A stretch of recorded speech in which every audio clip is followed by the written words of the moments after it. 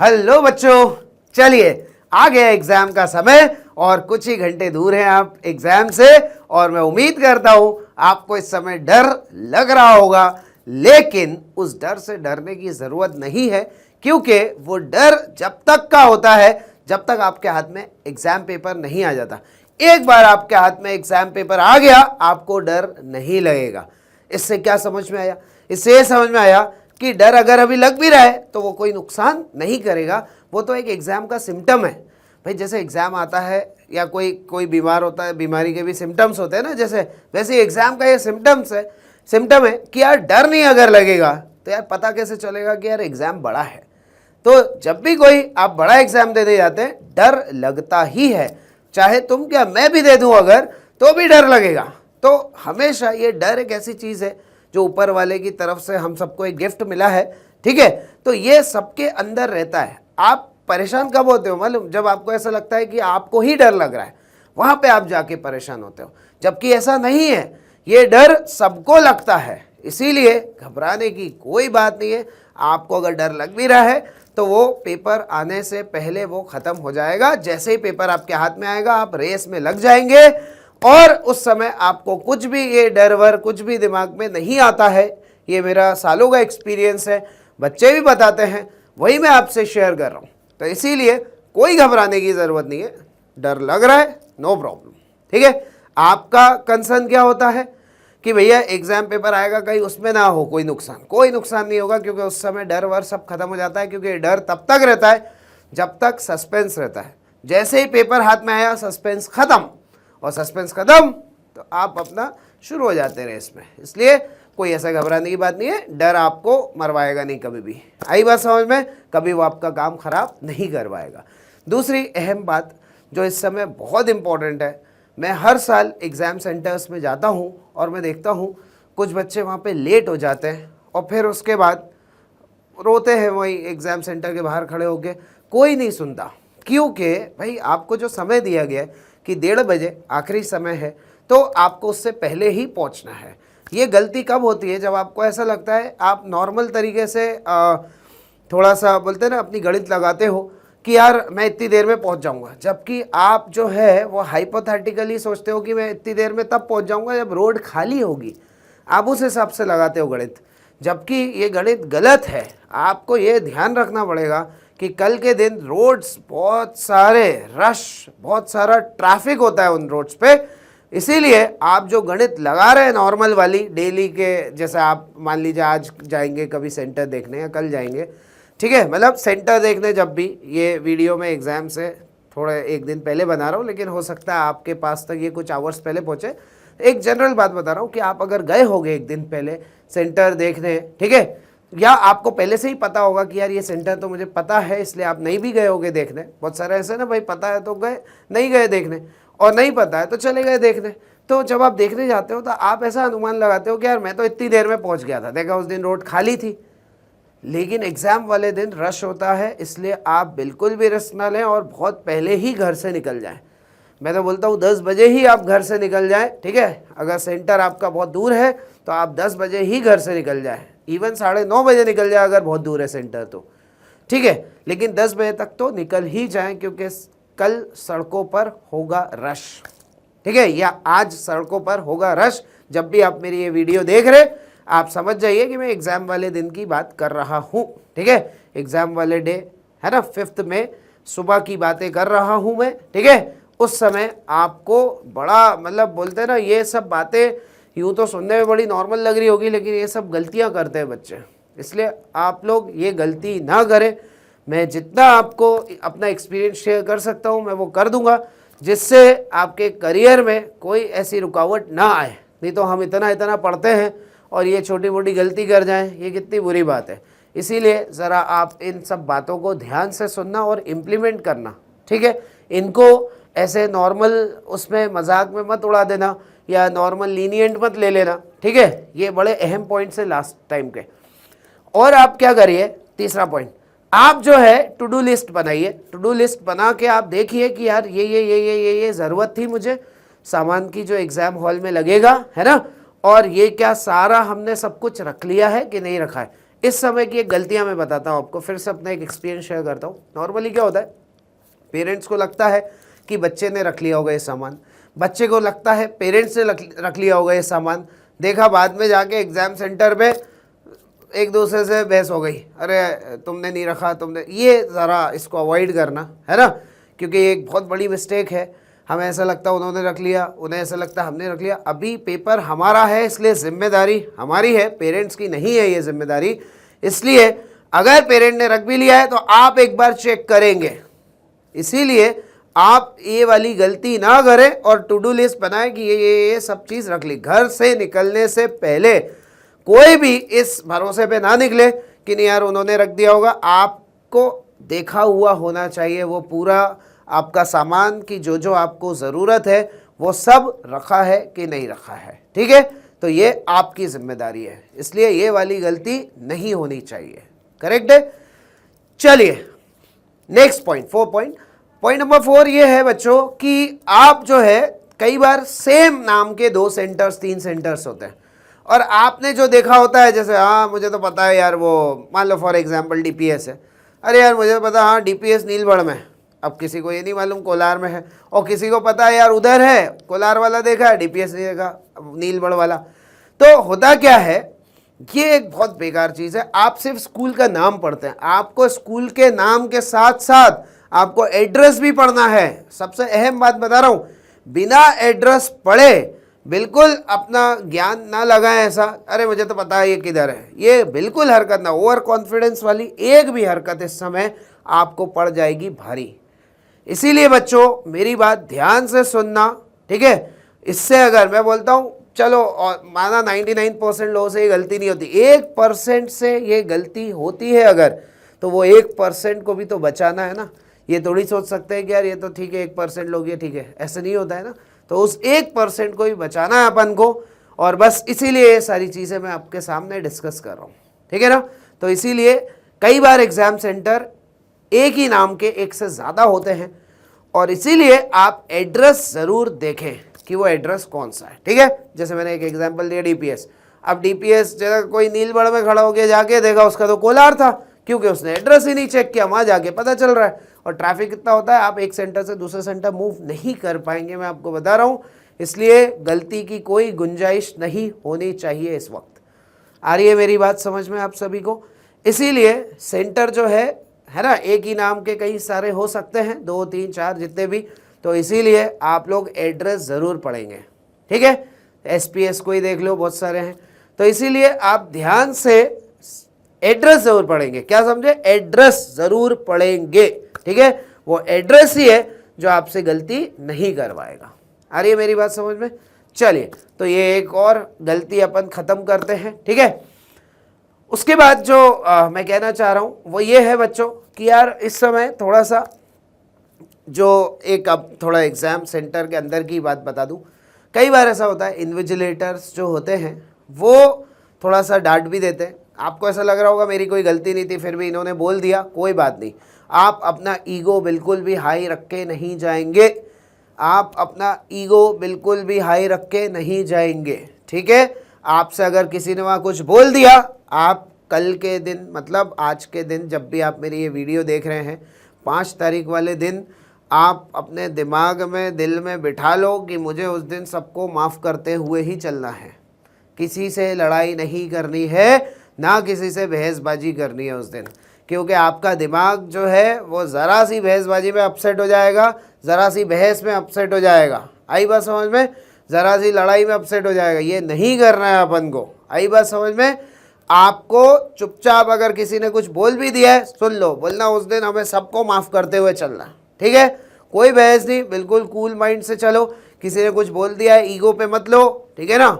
अपना ईगो अपन इतना हाई करके रखते हैं, अरे इसने बोल कैसे दिया। हम ये भी नहीं देख रहे कि वो हमारे लिए बड़ा अहम दिन है, सामने वाले के लिए नहीं है, हमारे लिए बड़ा अहम दिन है। इसलिए हमें इस बात का ध्यान रखना होगा कि यार हमें उस दिन बहुत पेशेंस रख के, बहुत अपना विल पावर दिखा के, ठीक है, अपने गुस्से को कंट्रोल करके, अपने ईगो को दबा के उस दिन अपन को रहना है। आई बात समझ में।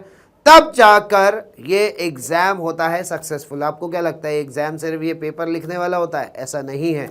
ये एग्ज़ाम हर वो दिन का टास्क होता है जो आप अपने घर से देना शुरू कर देते हो। आई बात समझ में? अपने नॉर्मल डेज से देना शुरू कर देते हो और ये उसी दौरान चीज़ें सीखते हैं हम।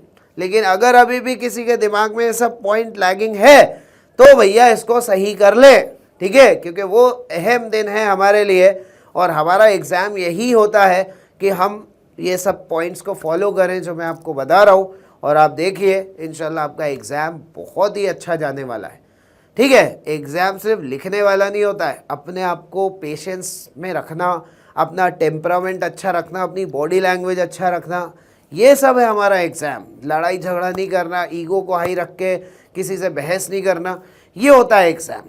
आई बात समझ में? एग्ज़ाम सिर्फ वो गोला लगा के आ गए OMR पे, वो नहीं है। सिर्फ एग्ज़ाम तो पहले से ही शुरू हो चुका होता है। और जब ये एग्ज़ाम हम जो नीट से पहले देते हैं, नीट वाले दिन से पहले, उसी पे डिसाइड होता है नीट वाला डे। इसीलिए आप इन सब पॉइंट्स को ध्यान में रखें और बढ़िया बस अपना काम करके आए।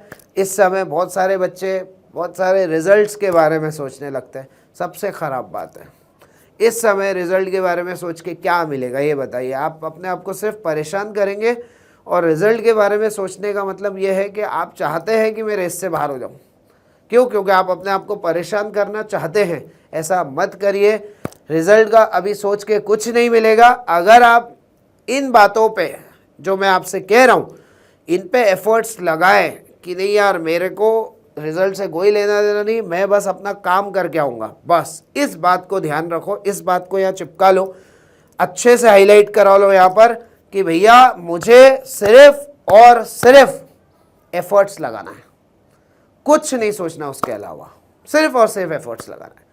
आप एफर्ट लगाओगे, आप देखिए आपको बढ़िया सा रिजल्ट मिल जाएगा, ठीक है? कुछ भी ओवर थिंकिंग नहीं करना है। मैं ये नहीं कहता हूँ दिमाग में नहीं आती, मैंने अपने पिछले कुछ वीडियोस में कहा भी है सब। मैंने ये नहीं कहता हूँ, बिल्कुल मैं इम्प्रैक्टिकल बात ही नहीं करता हूँ आपसे कभी कि आपके दिमाग में नेगेटिविटी नहीं आएगी, आपके दिमाग में ये सब नहीं आएगा, रिजल्ट का नहीं आएगा। मैं कभी नहीं कहता हूँ आएगा, ये तो मैंने कहा ना एक नेचुरल प्रोसेस है। जब भी आप कोई अच्छा काम करने जाएंगे नेगेटिविटीज़ आपके दिमाग में दौड़ लगाएगी, लेकिन वो नेगेटिविटी जब तक आपके दिमाग में घूम रही है उससे कोई नुकसान नहीं है, उससे कोई नुकसान नहीं है। वो चीज़ दिमाग में आ रही है उससे कोई नुकसान नहीं है। नुकसान कब होता है? जब हम उसको पकड़ लेते हैं। पकड़ने का मतलब क्या होता है?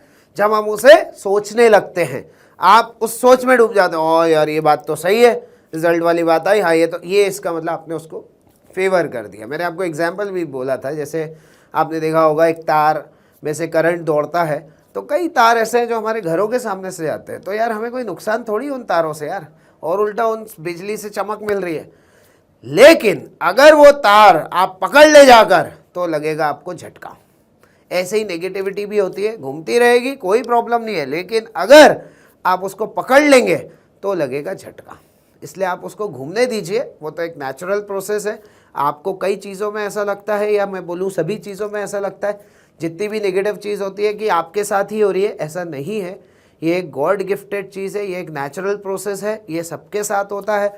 जो भी अच्छा काम करने जाएगा उसके दिमाग में सबसे पहले नेगेटिविटी ही आएगी कि यार पता नहीं क्या होगा, मेरा ये काम होगा कि नहीं होगा, मेरा ये होगा कि नहीं, मेरा सिलेक्शन होगा कि नहीं। ये सब के सब बातें सबको आती है, लेकिन जो इसे अवॉइड करता है, जो इसको पकड़ता नहीं है, चलती सबके दिमाग में है लेकिन इसको पकड़ते नहीं है समझदार लोग, चलती रहेगी और चले जाएगी। लेकिन अगर इसको जो लोग पकड़ लेते हैं ना, वही लोग उलझते हैं, वही लोग परेशान होते हैं। इसलिए आप ज़रा समझदारी से अब तो एटलीस्ट समझदार हो जाइए, अब तो एटलीस्ट आप अपना मैच्योरिटी लेवल हाई रखिए, क्योंकि अब टाइम आ गया है। आप जितनी आज तक आपने मैच्योरिटी नहीं दिखाई है वो आपको 5 तारीख को एग्ज़ाम के दौरान दिखानी ही है। आई बात समझ में? आपको बहुत अच्छा पेशेंस जो आज तक आपने नहीं दिखाया है वो आपको एग्ज़ाम वाले जो आज तक आपने उस लेवल पे नहीं दिखाया है पॉजिटिव चीज़ें, वो आपको हर उस दिन वो चीज़ दिखानी है। आ रही है मेरी बात समझ में? नेक्स्ट पॉइंट OMR को लेके मैं आपको बता दूं, ये जो OMR आप भरते हो है ना, बबल्स वगैरह फिल करते हो, कई बार ऐसा होता है उसमें फिज़िक्स केमिस्ट्री, जैसे आप कोचिंग्स पे पेपर देते होगे, टेस्ट सीरीज़ देते होगे, फिजिक्स केमिस्ट्री बायो, वहाँ कोई ज़रूरी नहीं है physics chemistry bio, chemistry bio physics, bio chemistry physics, है ना, कुछ भी हो सकता है ऑर्डर। अब कुछ बच्चे सोचते हैं अरे यार वो कुछ फिजिक्स तो पहले नंबर पे होती थी और देखा आपके पेपर में दूसरे नंबर पे, तो आपने मान लो पहले फिजिक्स करी, फॉर एग्जांपल पहले फिजिक्स करी, ठीक है, या केमिस्ट्री करी या बायो करी, चलो बायो की कर लेते हैं। बायो हो सकता है पहले नंबर पे, भाई कोचिंग्स में ज़्यादातर बायो तीसरे नंबर पे रहता है ना, मतलब तीसरे उसमें आता है, थर्ड पोजीशन पे, है ना। पहले फिजिक्स रखते हैं ज़्यादातर, फिर केमिस्ट्री, फिर बायोलॉजी, है ना, ऐसे ही होता है। अब देखा नीट में ऐसा नहीं है, नीट में पहले बायो हो सकता है, सेकेंड नंबर पे बायो हो सकता है, थर्ड पे हो सकता है, किसी भी नंबर पे हो सकता है। अब आपको याद हो गया यार वो बायो तो मैं 101 से मार्क करता था कोचिंग में, देखा यहाँ पे भी 101 पे लगा दिया, देखा बायो फर्स्ट नंबर पे, या बायो हो सकता है 51 नंबर पे और 51 पे। यार ज़रा मतलब बता रहा हूँ, मतलब थोड़ा ध्यान से करना, 51 मतलब 45 के बाद 46 नंबर पे, 45 थोड़ा गड़बड़ हो गया मेरे से, मैं जो कहना चाह रहा हूँ मेरी भावनाओं को समझना, मतलब वो नंबर एक गलत हो गया, 45 के बाद 46, 50 तो क्वेश्चन आते हैं, खैर उसमें से करना 45 है आपको, तो 46 नंबर पे, ठीक है ना। तो देखा है यार, आपने कहा कि यार मैं तो तीसरे नंबर पे करता था बायो, देखा यार दूसरे पे, पहले पे। मेरा कहना बस ये है, उस दिन जितनी एक्टिवनेस हो सके वो दिखा देना, आ रही है मेरी बात समझ में, उस दिन जितनी एक्टिवनेस है वो दिखा देना, ठीक है। ध्यान रखना ये सीरियल ऊपर नीचे हो जाते हैं, बायो पहले भी हो सकती है, सेकंड भी, थर्ड भी, इसलिए ध्यान से करना, ये भी एक अहम गलती है जो हो जाती है, ठीक है ना। इसलिए OMR बिल्कुल ध्यान से भरना, जब भी OMR भरो हमेशा क्वेश्चन नंबर ज़रूर देखा करो, क्वेश्चन नंबर और फिर क्वेश्चन, बढ़िया ब्लूटूथ कैच करवाओ अपना, समझ में आ रही है कि यार ये जो नेचुरल ब्लूटूथ है ना अपना दिमाग में वो, ठीक है, ऐसा नहीं तुम ब्लूटूथ ले गए वहाँ पकड़ में आ गए और फिर बोला सर ने बोला था और ये है, ठीक है। तो इसलिए ऐसे नहीं, अपना जो नेचुरल ब्लूटूथ होता है वो पकड़वाना है कि यार 101 है तो यहाँ भी 101, 46 है तो यहाँ भी 46, ऐसा है, मतलब कोई भी नंबर ऑफ क्वेश्चन है, ठीक है ना। ये नहीं बड़ा कैजुअल, कैजुअल तो कुछ लेना ही नहीं है उस दिन, ये ध्यान रखना, कुछ नहीं कैजुअल लेना है आपको। तो इसीलिए ये कुछ बातें जो मेरे एक्सपीरियंस में है, जो बच्चे गलतियां कर चुके हैं वो मैंने आपको बता दी। अगर आप समझदार हैं तो आप इन पुराने बच्चों से जो गलतियां हुई है उसको बिना गलती किए आप सीख जाएंगे, तो आपसे बड़ा समझदार कोई नहीं है, समझ में आया। जो बिना गलती किए दूसरे की गलती से सीख जाए उससे बड़ा समझदार कोई नहीं होता, समझ में आ रही है मेरी बात। तो इसीलिए इन बातों का अहम ध्यान रखें, ठीक है। उस दिन एक चीज़ और पॉइंट डिस्कस कर लूँ, हो सकता है ऐसा होता भी है इसलिए बोल रहा हूँ, तो हो सकता है, मुझे नहीं पता किस सेंटर पे क्या हो सकता है ना, वो कोई भी सेंटर हो सकता है, तो हो सकता है उस दिन आपको 10 मिनट पेपर लेट मिले, 5 मिनट लेट मिले, है ना। अब क्या होता है, इतने में ही पैनिक हो जाता है बच्चों को, अरे साहब मेरे को तो पूरे 3 घंटे 20 मिनट का पता था कि 3 घंटे 20 मिनट मिलेंगे, ये तो 10 मिनट पेपर इन्होंने लेट कर दिया, बस उतने में ही पैनिक हो जाता है वो। कभी मत करना ये हरकत, तुम्हें पेपर को कंप्लीट करने के लिए 3 घंटे इज़ मोर देन सफिशिएंट, 3 घंटे बहुत होते हैं पेपर को पूरा करने के लिए। इसीलिए आप ध्यान से आराम से, अगर आपको 10 मिनट पेपर कभी लेट भी मिला है ना किसी सेंटर पे, ठीक है, कुछ सेंटर्स पे घड़ियाँ भी नहीं रहती है, मैं आपको बता दूं, कुछ सेंटर्स पे घड़ी जबकि होनी चाहिए लेकिन कुछ सेंटर्स पे घड़ी भी नहीं होती है, कोई बात नहीं, आप उस दिन किसी भी चीज़ का एक्सक्यूज़ नहीं देंगे। अगर घड़ी नहीं है सेंटर पे, आप बीच बीच में इन्विजिलेटर से पूछ सकते हैं, आपको पूरा राइट है, आई बात समझ में, क्योंकि वो उनकी जिम्मेदारी थी घड़ी लगाना, नहीं है तो आप उनसे हर 5 मिनट में 15 मिनट में आप उनसे समय पूछ सकते हैं, आधे घंटे में आप उनसे समय पूछ सकते हैं, ठीक है।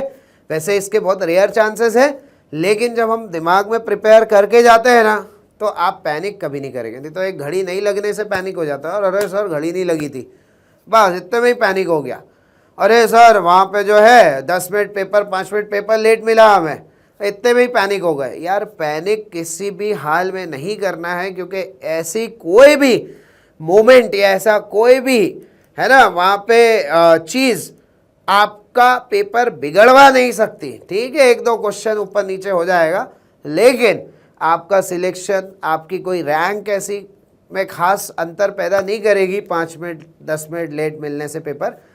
मेरा कहना है पैनिक मत करो, क्योंकि तुम लोग क्या होता है ज़रा सी चीज़ में पैनिक करके तुम्हारे माइंड में गेम ओवर लिखा हुआ आ जाता है।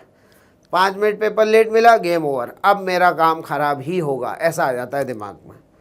ये गलत बात है यार, ये बच्चों वाली हरकत नहीं करना है। घड़ी नहीं लगी, अरे यार मैं कैसे करूँगा, मैनेज कैसे करूँगा टाइम, मेरा तो गेम ओवर।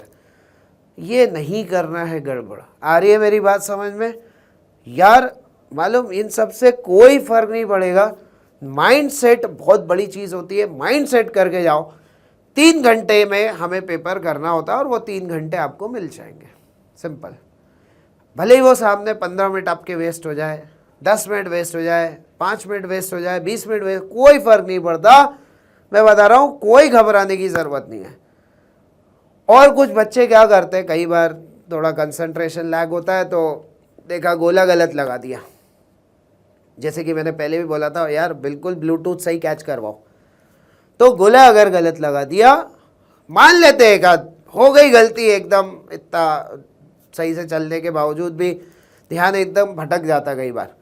तो अगर वो एक आध गलती हो गई मान लो, या 1-2 गलती हो गई, आपको बिल्कुल पैनिक करने की ज़रूरत नहीं है। 2 मिनट का एकदम ब्रेक ले लेना वहाँ, नहीं तो दिमाग पैनिक तो पकड़ लेगा।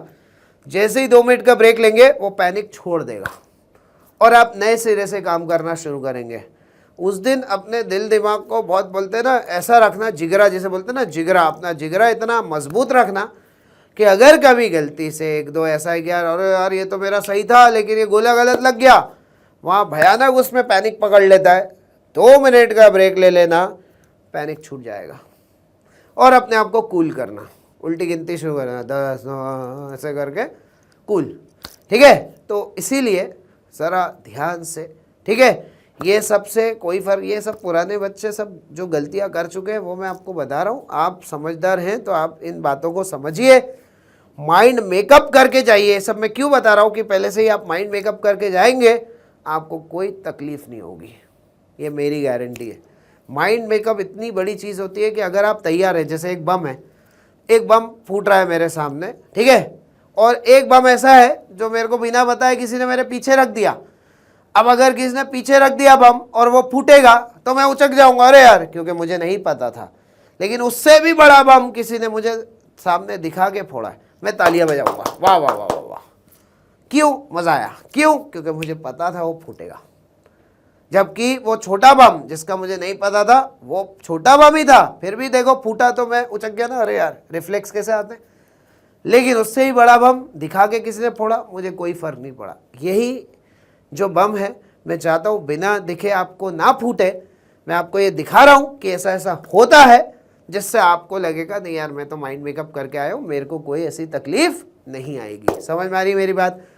तो बच्चों, ये कुछ अहम पॉइंट्स थे जो शायद मेरे ऑल द बेस्ट से ज़्यादा इम्पोर्टेंट है तुम्हारे लिए, क्योंकि ऑल द बेस्ट एक लाइन में बोलना, ठीक है, वो ठीक है, लेकिन ये बातें बहुत इम्पोर्टेंट है। ये अगर तुमने सुन ली, समझ ली, बिठा ली दिमाग में, तो अपना जो ऑल द बेस्ट है वो सक्सेसफुल हो जाएगा। आई बात समझ में? तो इसीलिए बच्चों, ज़रा ध्यान से इन सब बातों को समझ के, और एक आखिरी अहम बात और उस पर ख़त्म करते हैं अपन। क्या होता है एक्चुअल में, कई बार ऐसा होता है शुरू में 2-3 क्वेश्चन नहीं बनते, वो डिपेंड करता है, वो स्पीड ब्रेकर क्वेश्चन होते हैं। कई बार वो शुरू में डाल देता है, कई बार बीच में, कई बार लास्ट में।